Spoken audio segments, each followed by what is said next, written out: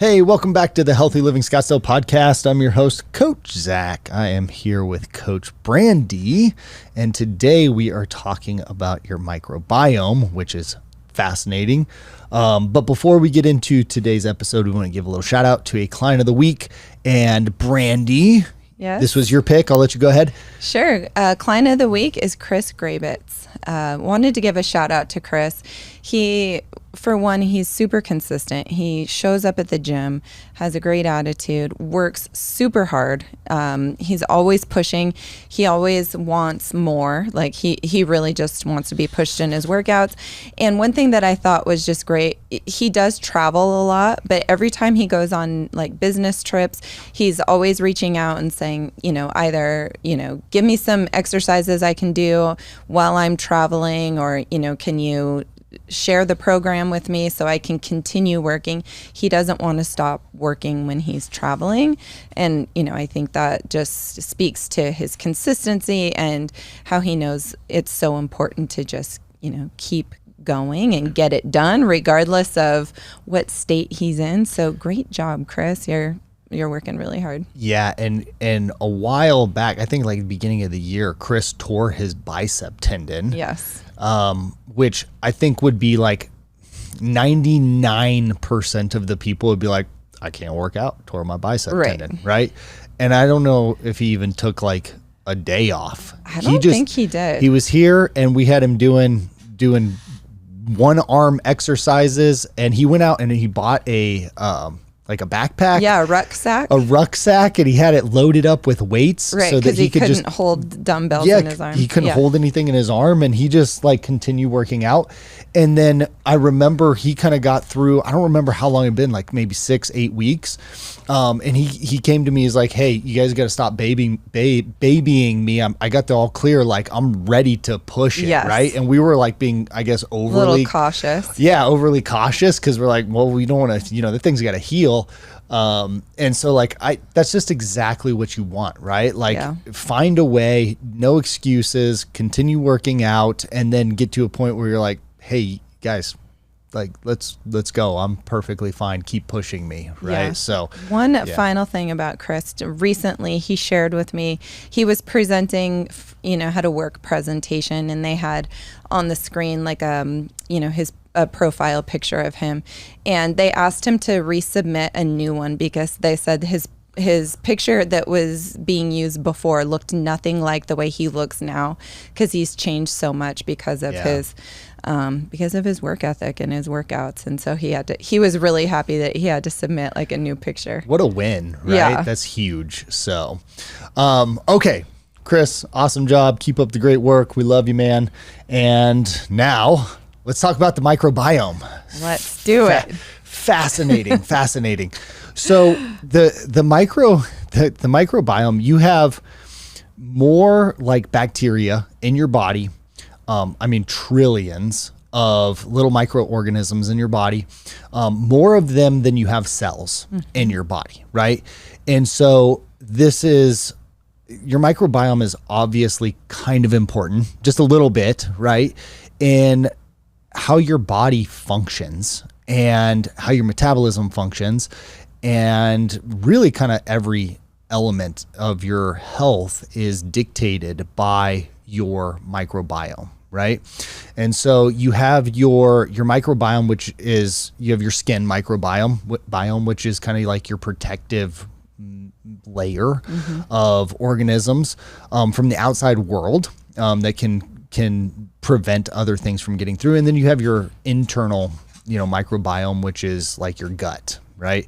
And some people would say that your gut is actually external to your body because it's, things go in your mouth, and your microbiome is really kind of responsible for determining what's going to go into your body, right? And anything that shouldn't go in, it's supposed to just push right out, right? And have it go through your digestive tract and out the other end, so it doesn't cause any damage or anything. So this is like, emphasis wise, your microbiome is incredibly important, because I think everybody understands we need to eat to survive, right?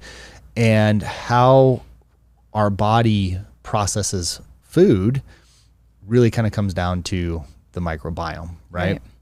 And so anything you want to add to that, Brandy? Yeah, no, I think it's, we're learning a lot about the gut microbiome. I think there's a lot being invested into this now, whereas, maybe 10, 20 years ago, we didn't know a whole lot about the gut microbiome.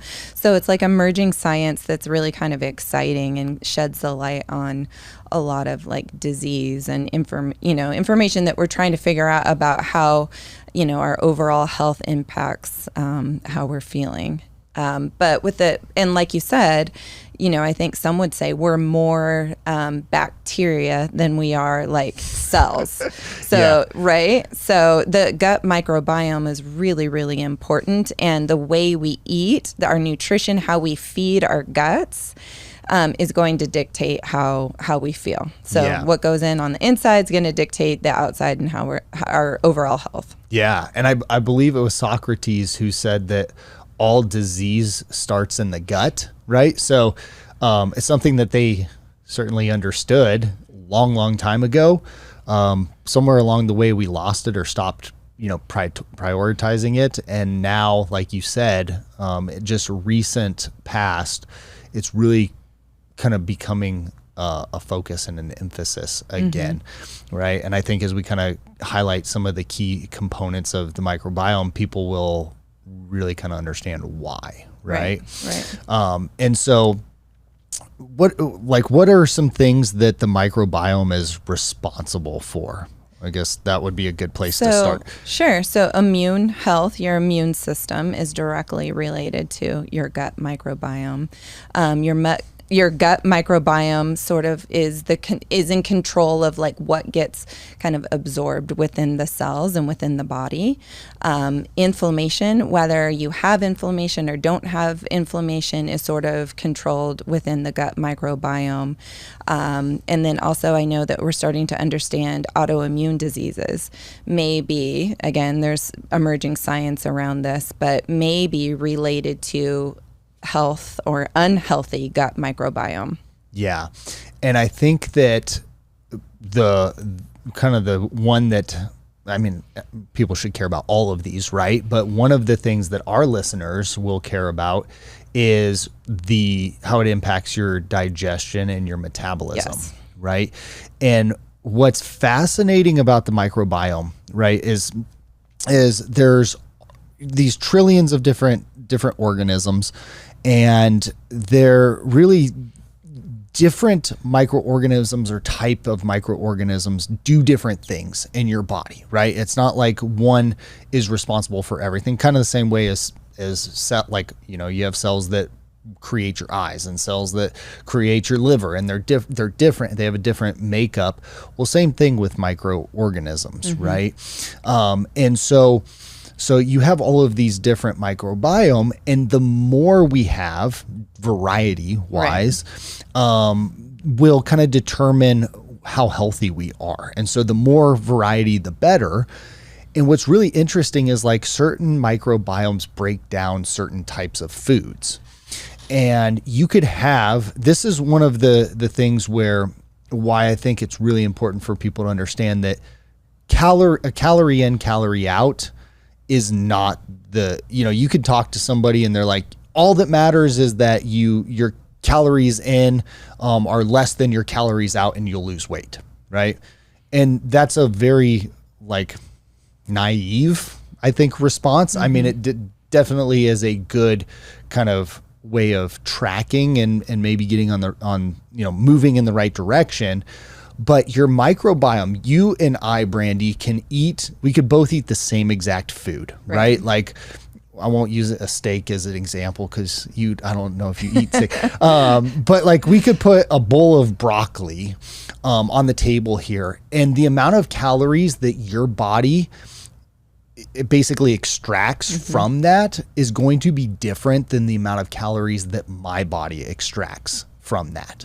Right. And that all comes down to our microbiome and how many different types of varieties of organisms we have and how efficient they're going to be at extracting that nutrients. Right. And what you eat, so what you consume on a daily basis, weekly basis, monthly basis, that's going to determine what type of gut microbiome is within each person. Yeah. So you're feeding your gut microbiome. So if you have a very diverse nutrition, and you're eating, lots of different fiber dense foods, fruits, vegetables, protein, things like that, you're going to have a healthier gut microbiome than one that is made up of someone who eats mostly processed foods, high sugar diet, doesn't have a wide diversity in fiber. Even if it's super healthy foods, Yes. but you only eat 10 different things all the time, right?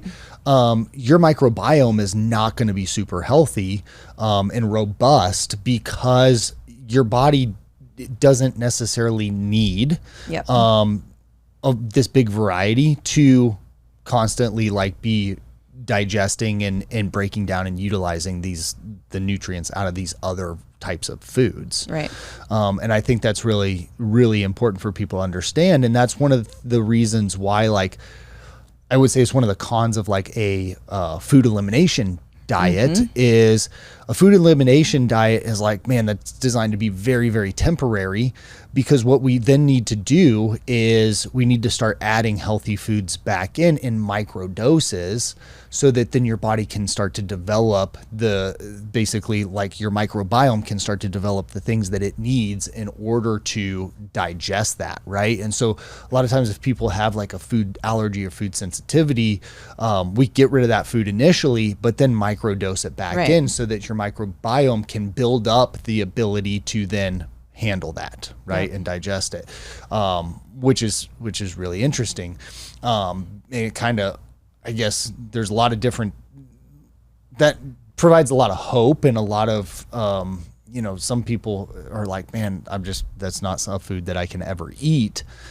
And that might not necessarily be the case. Your Right. microbiome just doesn't have the ability right now, and Right. we can build it back. Yeah. Right? Yeah. That's the fascinating thing about it, is that it can be changed. Yeah. And can be improved. And it may take some time, but I was also reading, if you start today, you can have an impact on your gut microbiome tomorrow. So if you start making healthier choices today, and trying to feed and grow those healthy bacteria within your gut, that process can start almost immediately. It may take time to totally transform your entire gut microbiome, but it's something that can happen over time. Okay. Yeah. So you mentioned fiber. You just threw it out there. But let's talk a little bit about fiber, and then let's talk a little bit about fermented foods, which Okay. are, really, I think kind of the fiber and fermented foods are kind of the key to having, as far as what you should do of Yeah. having a healthy microbiome. So. Yeah. So around fiber, again, diversity. So eating things that are high in fiber will help maintain and contribute to that healthy gut microbiome. So foods that are high in fiber, you have fruits and vegetables that are high in fiber, oats, grains, Whole grains. quinoa, whole grains, things like that can really help improve the gut microbiome. And the great thing about fiber too, when you eat fiber, it helps to reduce inflammation within the gut. It helps to keep your system, regular and healthy. And it also, having that diverse fiber intake also helps reduce glucose spikes within the system. And we talked about type 3 diabetes in a recent episode. And then type 2 diabetes is something that's both are growing and big concerns within our population. And so eating a diet that is high in diverse fiber options can help reduce and prevent type 2 diabetes and then type 3 diabetes. And really impacts your microbiome. Yes. Having a healthy microbiome.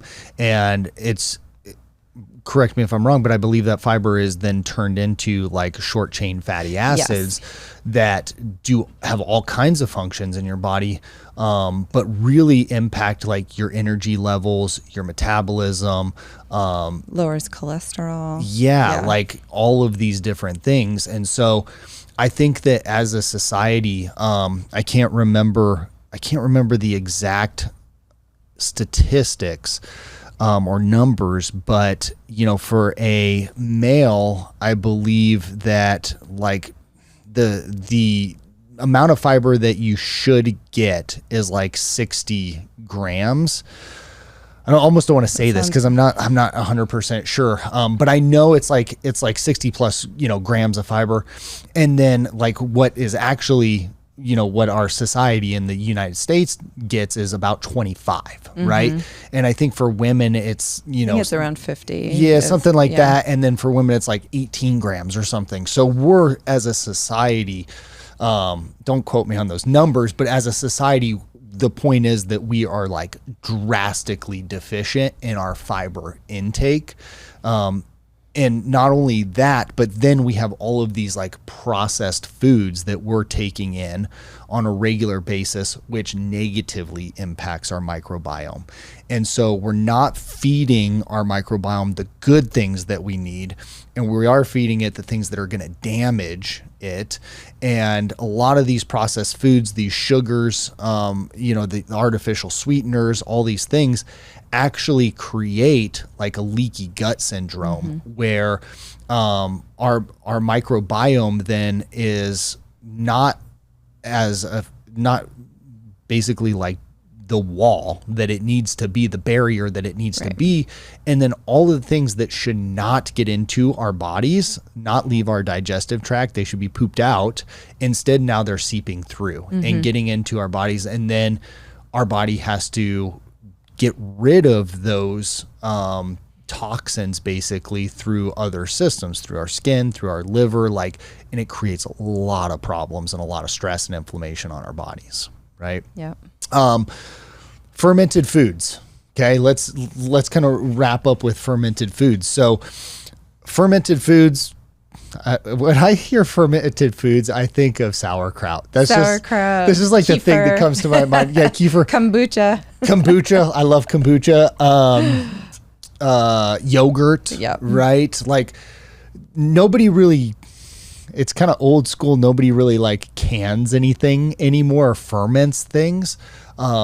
We probably ought to get back to that as a society, right? Because the fermented foods are really the things like a high fiber diet, and then the fermented foods are the things that really impact our microbiome almost like immediately, right? Like the next day, our microbiome is going to improve, and it's almost to the point of like over the course of a very short time frame, couple of days, like there can be noticeable impacts in how you feel just from having more fermented foods and higher fiber in your diet. Yep. Right. So, I don't know if everybody loves sauerkraut. I'm kind of hit or miss. Maybe I just haven't had the good kind. But really, like, we need to have more fermented foods in our diet. Whatever you like, highly recommend that you kind of build that in. And with like yogurt, right? Most people with yogurt, it's got probiotics in it, but you're eating like a yogurt that has a bunch of sugar and, fake fruit in it and things like Yoplait, is not like a healthy, yogurt where you're going to get the benefit. Make sure on the label it says that it includes live cultures in the yogurt. The live cultures, right. I mean, if the cultures are dead, it's not really doing that much for you. You really need the live cultures. And I think, you can take probiotics, you can supplement with probiotics, prebiotics. But that's kind of the same issue as like maybe the live cultures are dead, right? So you really need a high quality probiotic if you're going to rely on that. And I wouldn't rely on it. I would just supplement with it and then get the stuff from the real food. Right. Start with the diet. And I think there's this vicious cycle with people of, they aren't losing weight because they have, eaten too many processed foods, and then they try to, change their diet, and then they're not losing weight because their microbiome has been damaged. And really right out of the gate, the things that we need to really focus on is like hey, increase your fiber, increase your fermented foods, stop putting all the processed foods into your body, right? And not only from a weight loss standpoint, but from an overall health standpoint, tremendous, right? So, all right, guys, we could probably talk about the microbiome for days. So maybe we'll do another episode on it in the near future and go a little bit deeper. But for now, that's what we'll leave you with. Thanks for listening. We'll be back next week with more great stuff.